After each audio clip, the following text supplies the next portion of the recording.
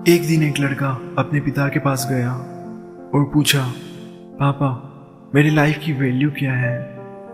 उसके पिता ने उसे एक छोटा सा पत्थर दिया और कहा, बेटा अगर तुम अपनी लाइफ की कीमत जानना चाहते हो तो इस पत्थर को बाजार ले जाओ और अगर कोई इसकी कीमत पूछे तो उसे कुछ मत कहना और बस उसे 2 उंगलियां दिखा देना। उस लड़के ने अपने पिता के कहने के अनुसार किया और बाजार को चला गया। अचानक एक बूढ़ी औरत उसके पास आई और उससे पूछा कि वह छोटा सा पत्थर कितने का है। उस लड़के ने कुछ नहीं कहा और बस 2 उंगलियां उठा दी और उस बूढ़ी औरत ने कहा, 200 रुपये, मैं इसे लूंगी। लड़का चौंक गया और अपने पिता के पास गया। पापा पापा, बाजार में एक बूढ़ी औरत मुझे इस पत्थर के बदले में 200 रुपये देना चाहती है। फिर उसके पिता ने कहा, बेटा अगली जगह मैं चाहता हूँ कि तुम म्यूजियम जाओ और अगर कोई इसकी कीमत पूछे तो उसे कुछ मत कहना और बस 2 उंगलियां उठा देना। वो लड़का तुरंत ही उस छोटे से पत्थर को म्यूजियम ले जाता है। थोड़ी देर बाद एक आदमी आया जिसने उस लड़के से पूछा, इस छोटे से पत्थर की कीमत कितनी है। लड़का कुछ नहीं बोला और बस उसे 2 उंगलियां दिखा दी और वह आदमी कहता है, 2000 रुपये, वाह मैं इसे ले लूंगा। लड़का चौंक गया और वापस अपने पिता के पास गया।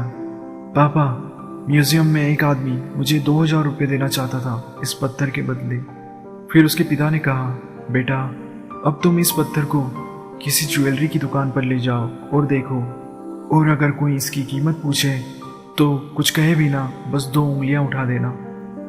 फिर वह लड़का एक ज्वेलरी की दुकान पर जाता है। वह काउंटर पर एक बूढ़ा आदमी उसे मिलता है और जैसे ही वह बूढ़ा आदमी उस पत्थर को देखता है वह खुश हो जाता है और चिल्लाता है, ओह माय लॉर्ड, यही वो स्टोन है जो कब से मुझे चाहिए था। तुम इस स्टोन के बदले में कितनी कीमत चाहते हो।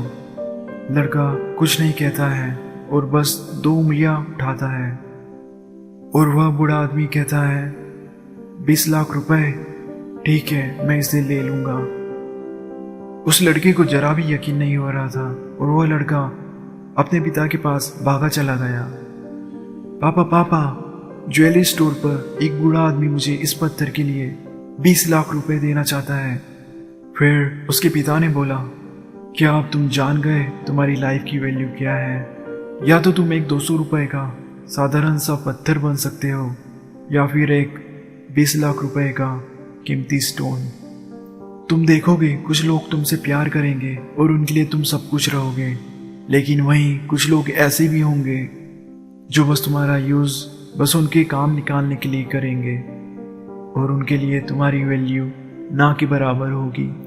और ये पूरी तरह से तुम पर है कि तुम अपने आप को कहाँ रखते हो।